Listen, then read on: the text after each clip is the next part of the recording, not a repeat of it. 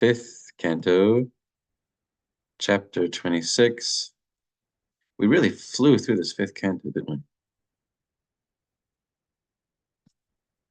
Nearing the end of the last chapter with text number 24. Yes.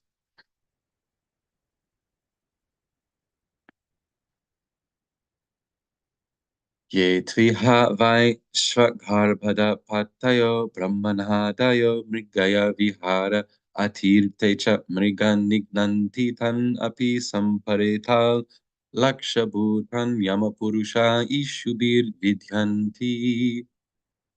Word for word translation says, yea, those who, to, but, yiha, in this life, vai or shva of dogs, gardhaba and asses, meaning donkeys. There's the garbha, which can refer to the womb, the uterus, and then the gardhabha is the donkey. So let's not mix that up. Pataya, maintainers. Brahmana adaya, brahmanas, kshatriyas, and vaishyas. This, I don't mean to be a nerd here, but this adaya or adi is like saying etc. in Sanskrit. We see a lot of verses or mantras even which have adi in them, like Shiva's adi Gaura Bhaktivinoda. So the adi means many things in that category, like in the category of Shiva's great devotees. So Brahmana adaya means brahmanas, etc. Brahmana, kshatriyas, and vaishyas. Mrigaya viharaha, taking pleasure in hunting animals in the forest. Atirte, other than prescribed. Cha, also. Mrigan, animals. Nignanti, kill. Tan, them. Api, indeed. Samparetan, having died. Lakshabhutan, becoming the targets. Yama Purusha, the assistants of Yamaraj. Ishubhi, by arrows. Vidyanti, pierce.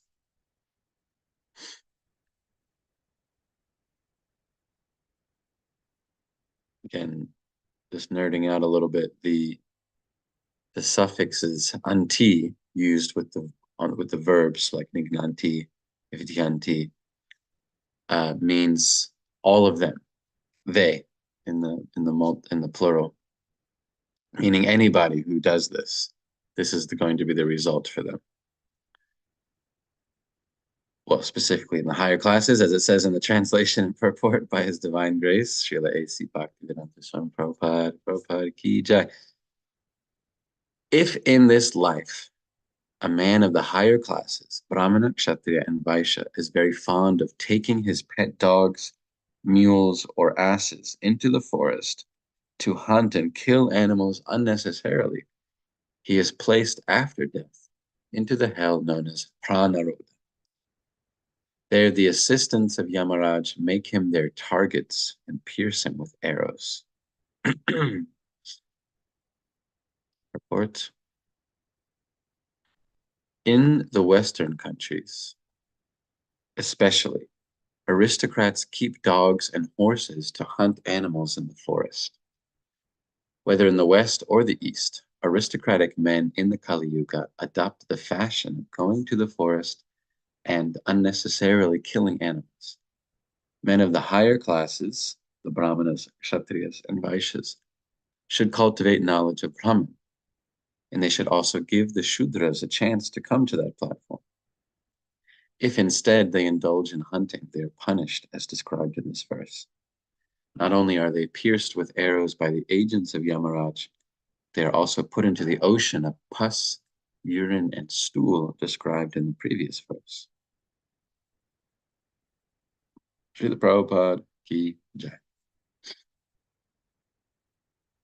Om Jnanatimarandasya Gyananjana Shalakaya Chakshurunmilitam Yena Tasmai Shri Gurave Namaha Shri Chaitanya Manobishtam Sthapitam Yena Bhutale Svayam Rupa Kadamayam Dadati Sva Parantikam Vandeham Shri Guru Shri Yuta Parakamalam Shri Gurun Vaishnavam Cha Shri Rupam Sagrajatam Sahagana Raghunatam Vitam Tam Sajivam Sadvaitam Savadutam Parijana Sahitam Krishna Chaitanya Devam Shri Radha Krishna Param Sahagana Lalitam Shri Vishakhanvitam Hey Krishna Karuna Sindhu Dinabandhu Jagatate Gopesha Gopika Kanta Radha Kanta Namostate Tapta Kanchana Gaurangi Radhe Vrindavaneshwari Vrishabhana Sutta Devi Pranamami Hari Priye Panchakalpatarubhyascha Kripa Sindhubhya Eva Cha Patitanam Pavanebhyo Vaishnavibhyo Namo Namaha Jaya Shri Krishna Chaitanya Prabhu Nityananda Shri Advaita Gadadhar Shivasari Gaura Bhakta Hare Krishna, Krishna Krishna, Hare Hare, Hare Rama, Rama Rama, Hare Hare.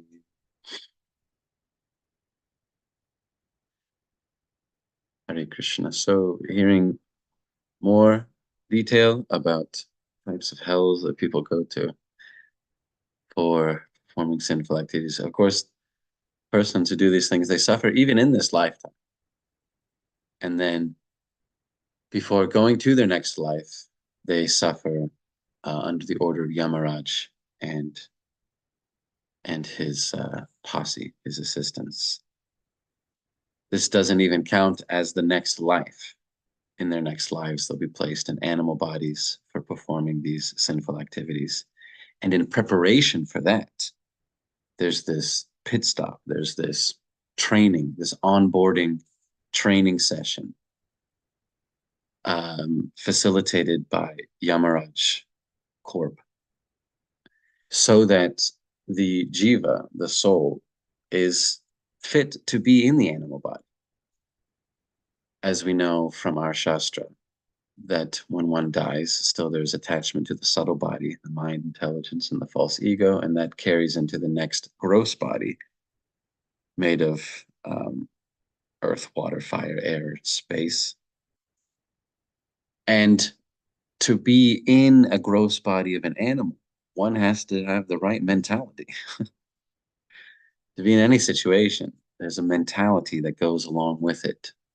For us to be Brahmanas, Kshatriyas, Vaishyas, there's a certain mentality, a prerequisite on the mental level. And that's described in so many places in the Shastra. Shamadamastapa Shocham Kshantirajavameva says about the Brahmanas, one has to be equipoised and self-controlled and austere and to be tolerant and so many things. That's the prerequisite to be fit for Brahmana's body. So similarly, there's prerequisite to be in an animal body. And it's mostly fearfulness, anxiety, very crude desire for procreation, and eating, sleeping, mating, and defending, basically. And learning to make that the priority and to have a mindset of constant fear. So in order to get in the zone, to be in the body, Yamaraj and his team, they condition that living entity, their subtle body, the mind, intelligence, and ego, condition it to prepare it for animalistic life. And that's why I'm just looking out the window right now, seeing all the little bunny rabbits and the birds. It might be beautiful and cute from our point of view, but with even a few moments of observation, you can see that they're in constant fear. Birds especially, just always looking for some predator. The rabbits, always just so intimidated by anything that comes near them, even though I feed them all the time. We give them all of our prasadam and all of the scraps from the kitchen and whatnot. I feed all these rabbits, but still they're just so fearful. So Yamaraj, he does the on-the-job training for the animalistic body. So that the jiva that enters into an animal body is suited for that environment, so that they can effectively utilize that body and survive, basically. So it's a pretty gruesome system, but crucial for one to become educated. Ultimately, the whole bodily situation the engineering of this universe is ultimately so that one can become educated, to become sensitive to and aware of the rules which govern this material universe, and then ultimately to the objective rules. To become sensitive to the objective rules which govern the universe and which therefore indicate the supremacy of God. That's the purpose of this material world, its environment, and the different types of bodies. It is reformative education. As one is punished in the animal body, one gains a little bit of sensitivity to the suffering of others gradually by the natural course of evolution throughout different types of bodies. One comes to a human body, that happens naturally, gradually, just like water flowing downstream. Generally, it just takes time.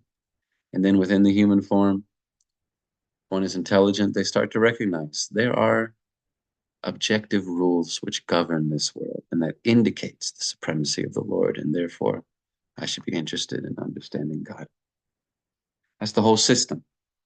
That's the program. Everybody's going through this washing machine cycle. Put all the clothes in the washing machine, you turn on the cycle.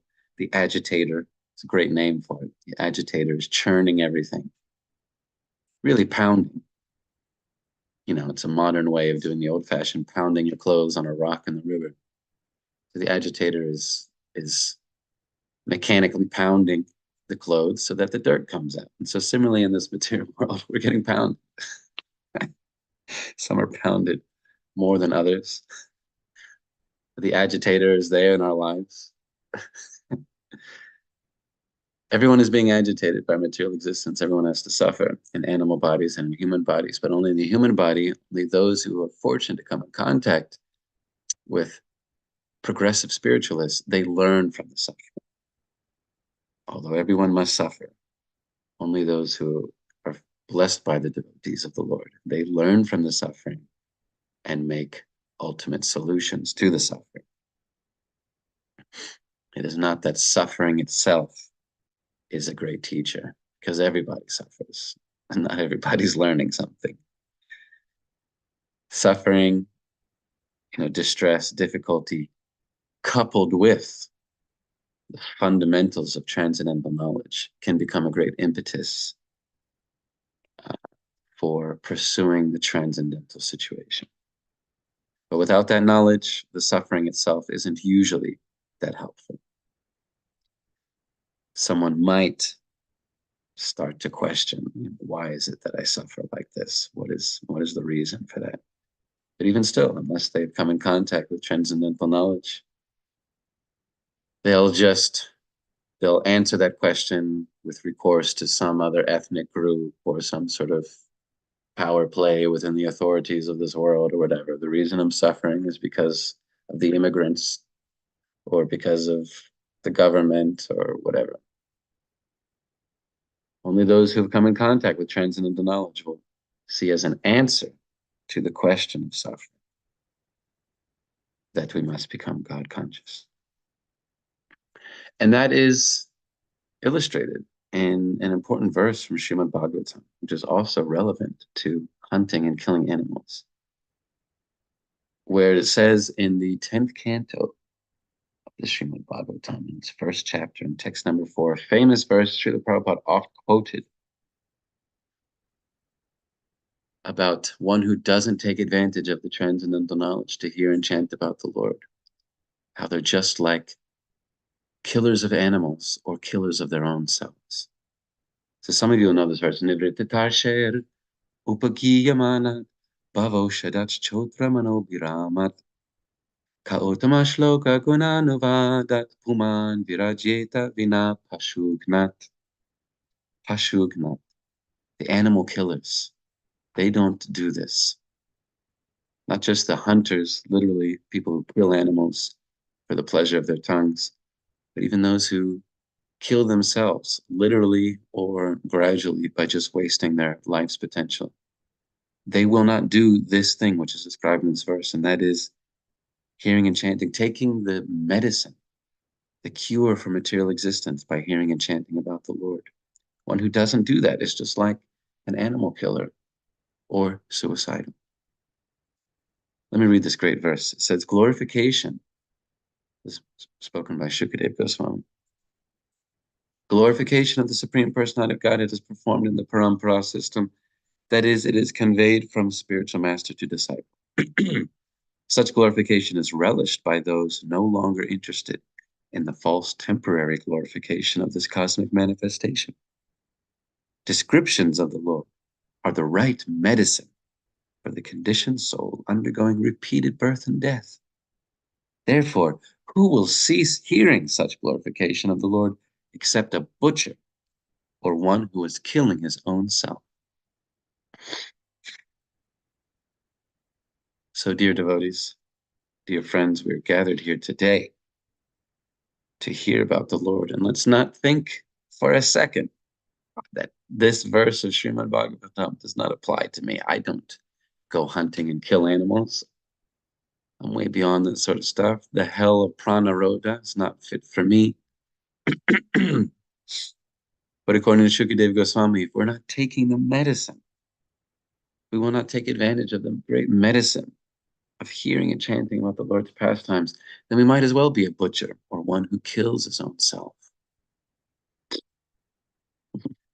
Shukadeva Goswami is speaking harshly because it's true. It's true that we waste potential by not hearing and chanting about the Lord. That's the cure.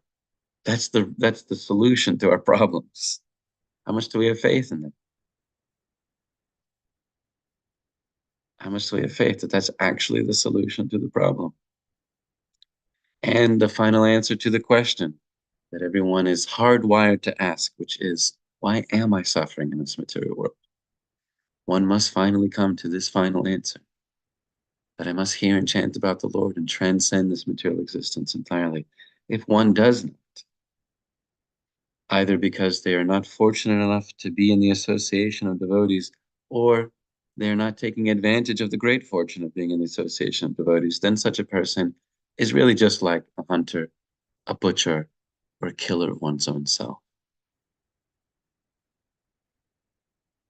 Let's not be shocked by the strong language used by the Acharyas and Shukadeva Goswami. Let's not be shocked.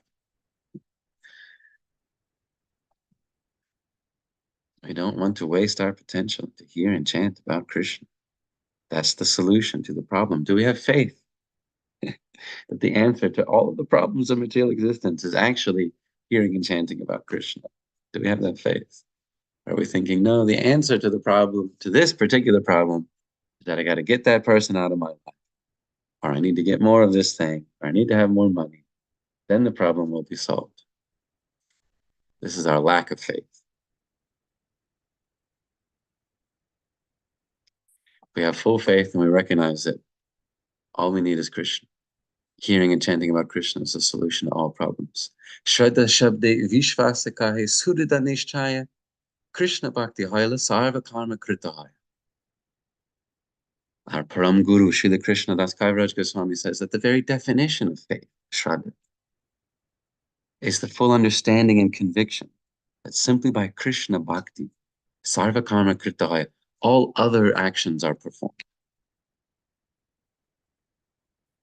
It's not that I need to endeavor for anything else except for Krishna Bhakti. Sarva Karma Kritahaya, everything else is taken care of. That's Shraddha, that's faith. And if we don't have that now, it's okay. We're getting there, step by step. But that's the faith. Bhavo sajach is what it says here. But bhava o sajach. That the real medicine, the real solution to all the problems of material existence is simply hearing and chanting about Krishna. That's faith.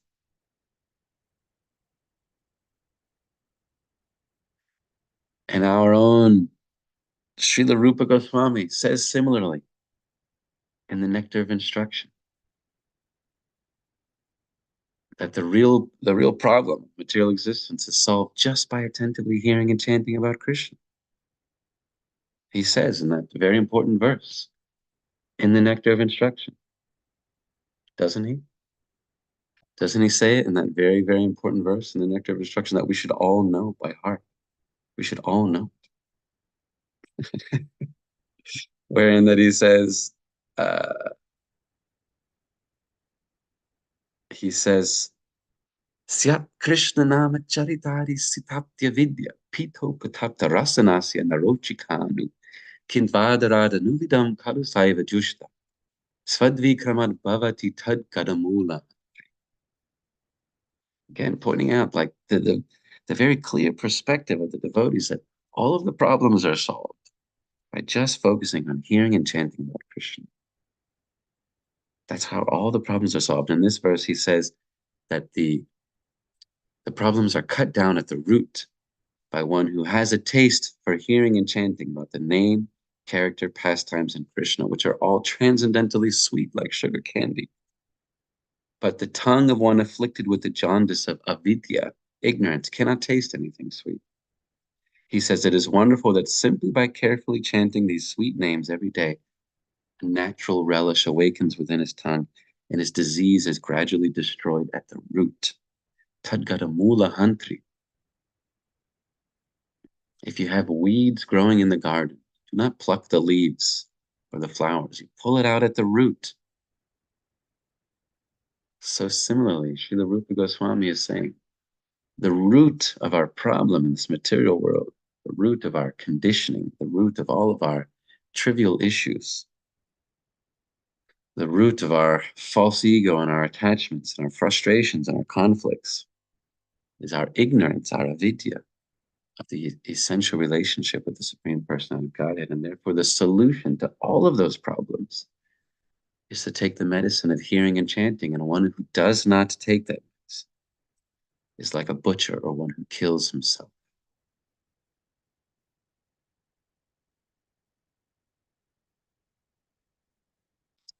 So we need to have some faith and some conviction, dear devotees, that it's not this problem, that problem, those problems, all these little things. The problem is my ignorance of either my willful ignorance or my pathetic ignorance of my essential relationship with Krishna, and my unwillingness to hear and chant about Krishna all the time, to take that medicine, to take strong doses of that medicine. We like to take little doses. I'll hear Bhagavatam class sometimes and might listen to some sweet pastimes occasionally, but we don't like to take the strong medicine. And so Shukadeva Goswami is right to say that such a person is just like a butcher, one who kills his own self if he won't take the medicine. We need to take the medicine, especially hearing Srimad Bhagavatam from Srila Prabhupada. I know this devotee in San Diego, he very kindly admitted to me a condition which we might find very common, how as we get on in years in Krishna consciousness, and as we're struggling to come to Srila Prabhupada's standard, he was saying that especially as a grihasta, working so much and having family and kids, it's so hard to meet Srila Prabhupada's ideal, to really stick to the standard. It's a challenge, it's hard. He was admitting to me, and I found it really revelatory. He's admitting that now in my, after 20 something, 30 something years in Krishna consciousness and feeling disappointed in myself for not doing as well as I could, he said, when I do hear and chant, when I do read, I can't read Prabhupada's books. Devotees just try to recognize maybe this is similar to us. Sometimes I just can't hear Prabhupada's book. He's just always going to the top. It's always the pure devotion. And I'm so far away from that. So when I read, I'll read some Prabhupada memories or some sweet leelas and Bhagavatam, Bhagavad Gita, Chaitanya Charitamrita. He was saying like this, I can't handle it because I know I'm so far from the standard. Now, this Prabhu who is sharing this feeling with me is actually a very great devotee, and it takes a lot of greatness and bhakti to be able to admit, that sort of struggle. But what he was saying is, I think, relevant to a lot of us, and I've had that experience as well, where we just can't take the full medicine. When we read Srila Prabhupada saying pure devotional service, being free from any and all attachments. We think, oh, Prabhupada, come on. Surely there's some compromise. Surely there's some lower standard that you could endorse for my benefit. But Srila Prabhupada's always pointing us towards the topmost thing. And we can be intimidated from taking that medicine. We can feel like, oh, just reading Bhagavad Gita and its purports, oh, I can't handle that right now. Let me just hear some sweet stories about Prabhupada. Some of the sweeter stories about Krishna and Vrindavan, because I can't listen to Bhagavatam right now, where Prabhupada's just cutting through the illusion of material existence. I can't handle that right now. I can't take the medicine. No, can I just peel the Band-Aid off slowly? So that's why this statement of Shukadev Goswami is relevant even for us. Bhavo Siddhach Chotra Manobhirama. There's this medicine in the form of hearing Krishna's pastimes, hearing Srimad Bhagavatam, hearing the transcendental knowledge given to us by Guru Parampara. It's a strong medicine. But if we won't take it, then really just not much different than a butcher, one who harms others or harms one's own self.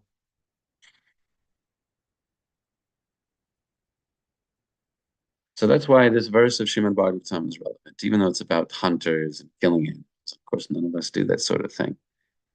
Still, Shukadeva Goswami compares us to hunters, butchers, and killers of one's own self if we don't take the medicine of hearing and chanting Srimad Bhagavatam. And having faith that that is the solution to the problems, not just a patchwork on our life, band-aids on all the different issues of our life. The ultimate solution is that we must become fully absorbed in hearing and chanting about Krishna, at least before death finally wins over our body. We must become completely surrendered to hearing and chanting about Krishna and the association of devotees, no longer having faith in any material institution of this world, no longer having faith in any bodily concept of life in this world. We have to be fully absorbed in hearing and chanting about Krishna, at least before the final blow of death. So let's take this medicine. Prabhupada's giving us a dose of the medicine. Just like an able doctor knows, you can handle this. It's strong medicine. You're going to be okay. They give the prescription, knowing well the condition of the patient. So Srila Prabhupada has prescribed us daily reading of Bhagavatam, Bhagavad Gita, Chaitanya Charitamrita, Nectar of Devotion especially. A daily dose, chanting Krishna's names, and active devotional service. He's confident that the medicine, it's not going to kill us. It will save us from material existence. Let's not avoid that medicine. Hare Krishna. I guess, oh no, only 7:34. So I got to say something more. I'll say one more thing about something in this purport. Changing tack here, but in this purport, Srila Prabhupada says, men of the higher classes, the Brahmanas, Kshatriyas, and Vaishyas, should cultivate knowledge of Brahman. And they should also give the Shudras a chance to come to that platform. And this really interesting technical rule about Varnashrama, if you're interested, maybe someday we'll do Varnashrama. But a sort of technical rule about Varnashrama is that it says in the Manu Samhita, says by Manu, that the Brahmanas, Kshatriyas, and Vaishyas should study the Vedas. The Shudras, not really, necessarily. They might hear some. They can also hear. The Brahmanas, Kshatriyas, and Vaishyas, they should all study the Vedas, but only the Brahmanas should teach the Vedas. So when Prabhupada's saying here that the men of the higher classes should cultivate knowledge of Brahman, and they should also give the Shudras a chance to come to that platform, it means that it's a group effort to give everyone opportunities to advance in Krishna consciousness. The Shudras don't really study. They don't have a taste for hearing and chanting. They don't have a taste for reading. But they can still be given that opportunity, they might hear a little bit from someone else, a Brahmana, Kshatriya, or Vaishya. It might be like an employer, a co-worker, it might be some community leader, or it might be a priest. So they'll hear some, even though they don't read the text so much themselves.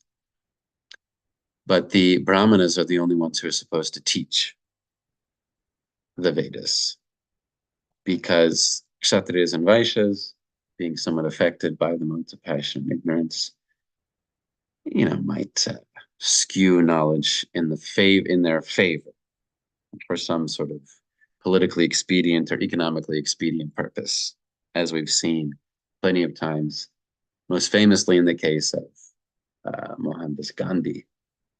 He skewed the perspective of Bhagavad Gita in the favor of his political movement.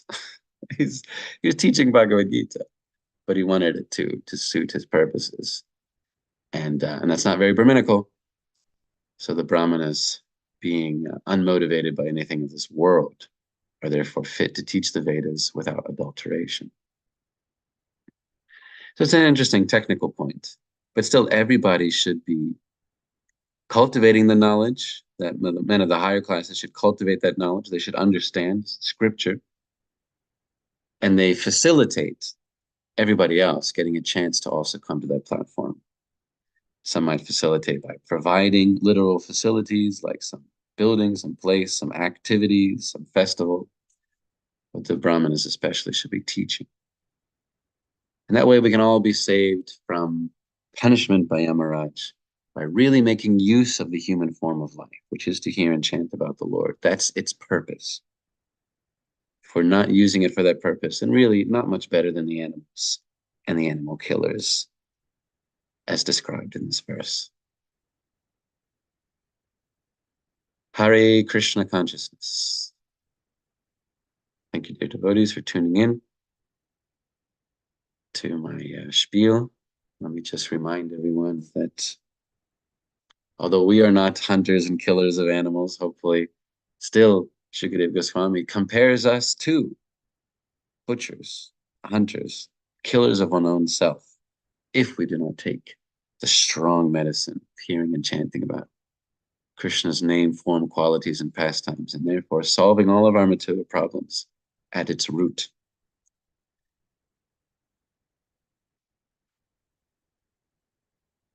Any questions or comments? Anything that devotees would like to add or retort? If not, I'm very sorry to again have to excuse myself early. I know it's been a trend on Saturdays where I have to leave kind of early. But Anandini has to teach a yoga class, and I have to take one kid, and I've got some guests. My father's here visiting. So I have to tend to those things. So if there are no comments or questions about anything, then we'll go. Haribol Prabhu. Krishna. Krishna Prabhu. Oh, two of you are speaking at once. But it seems Taraka Prabhu is inviting Hare Krishna Prabhu to go first. Hare Krishna Prabhu. Oh, you're looking Haribol so... Prabhu, yeah, well, that's what happens when you Oh, it's the bake. light bulbs behind you. I thought that was your aura. Yeah, no, that's all illusion.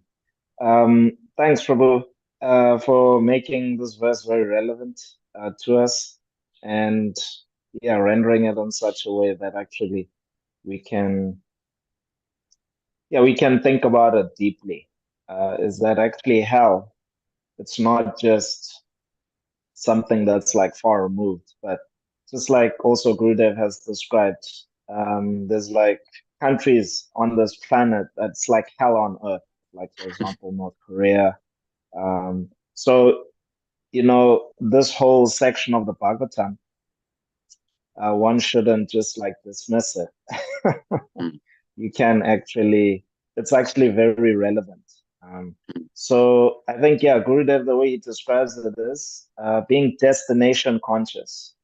Just like the residents of Vrindavan, they were thinking about where we were, where they would end up in the next lifetime. And then I think it was yeah, one Ekadashi, and then Krishna actually showed them the spiritual world in the Uh-huh. river, and it looked exactly like They said, Vrindavan. this looks just like Vrindavan. It looks just like Vrindavan, you know. But the focus on that was that they were actually worried. They were concerned about where they, just being destination conscious, where are you actually going to end up, you know? Hmm. So even similarly now, bhakti, even if say we're not going to go to hell, but we should be thinking, it's like, okay, today, how today goes on in terms of my remembrance of Krishna, the quality of my chanting of the holy name, the quality of my service. Did I do it on time? Did I do it with the required quality? Did I do it in the mode of goodness or in the mode of passion? Being concerned like this is actually being destination conscious. So I really appreciate your rendition, and it just reminded me of this important point. Thank you. If you appreciate my rendition, I appreciate your addition. Yeah, there are countries, that's such a good point from Gurudev. There are places on this world right now that are just like hell. We can't even imagine the sort of suffering going on in Gaza at this very moment, for example. In some of these Eastern African or Northern African countries, you hear about all this terrible violence going on. It's like hell.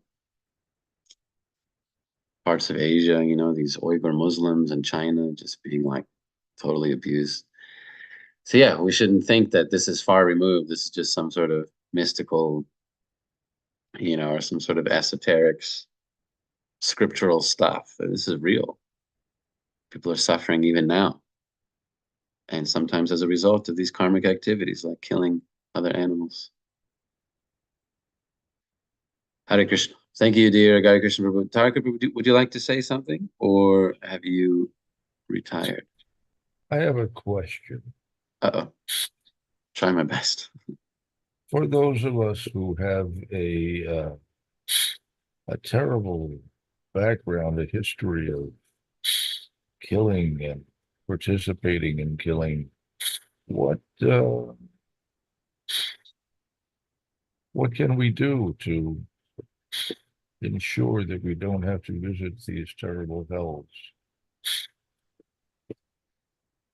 Hare Krishna Prabhu. I think you're already aware of the answer, but still we should say it for all of our benefit, that just chanting a single name of Krishna, with real affection, with real devotion, is enough to counteract the sinful reactions performed in more lifetimes than we can even remember.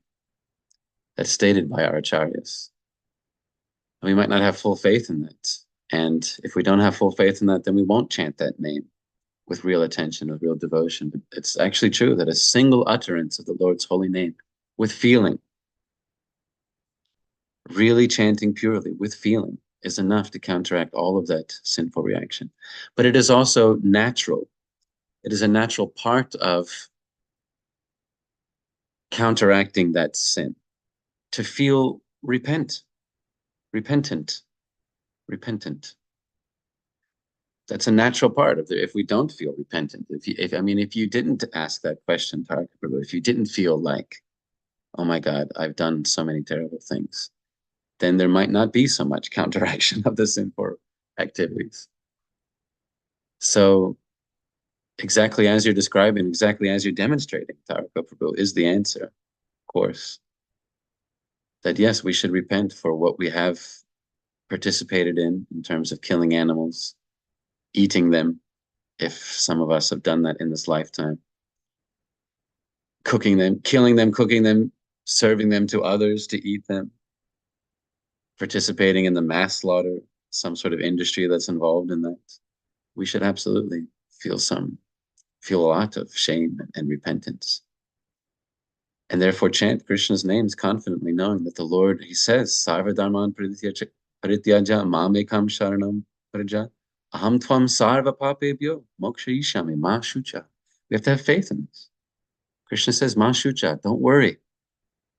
Aham Tvam Sarva Papebhyo. He doesn't say some papa, some sinful activity. It doesn't say some of the bad karma. It says sarva, all of it. I protect you from all of it. I deliver you from all of that. Just take shelter of me alone. Don't worry. We have to have some faith in that, Thakur, and we should have faith because we see that now, having taken shelter of Krishna, we no longer engage in these sinful activities. We have no attachment or we have no interest in it. That's the result. This is the scientific evidence of the result of taking shelter of Krishna. So therefore, we should have faith. Chanting Krishna's names relieves us from all of that bad karma. I know you're already aware of this, Tarika Prabhu, but I thank you for giving us the opportunity to say something about it. And of course, if you're asking specifically, how do we avoid all of these hells described in this 5th canto? Well, tune in for the next canto. We're almost done with this 26th chapter of the 5th canto, and then the beginning of the 6th canto is all about Ajamil. The very first thing asked in the beginning of the 6th canto is Maharaj Parikshit saying, how do we avoid these hells? You've described all this hellish destination for people who perform these sinful activities. How can living entities be saved from that? And then Shukadeva Goswami goes into the story of Ajamil and how just chanting Krishna's name, just chanting Narayan inattentively, not even indicating the Lord, just chanting it and thinking of something else, was sufficient to save Ajamil from the punishment that he was due. What to speak of us who are really trying to call the Lord's names with real feeling? Krishna says, Ma Shucha, don't worry.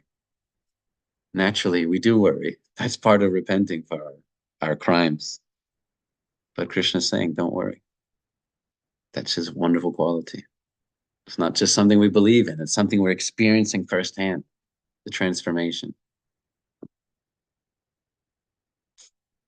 Hare Krishna. I hope that's sufficient to satisfy your Thank desire. you very much, Prabhu. That's very nice to hear, very comforting. We know that you know all these things even better than us, Prabhu. Thank you for giving me the opportunity. I need to hear it again and again because I've done some terrible, terrible things, really terrible things, and it's I can't help worrying about it. Horrible. Thank you again, Prabhu. Hare Krishna. Hare Krishna. I'm confident that the Lord has blessed you. We see the evidence even in this lifetime. So I think that you don't have to worry, just as Krishna says. But I do have to worry if I don't run because my wife will be upset at me. I have to go do something. So please excuse me. Grantaraj, Srimad Bhagavatam ki jai. Srila Prabhupada ki jai. Nitya Gaur Premanandi. Hari Hari Bol.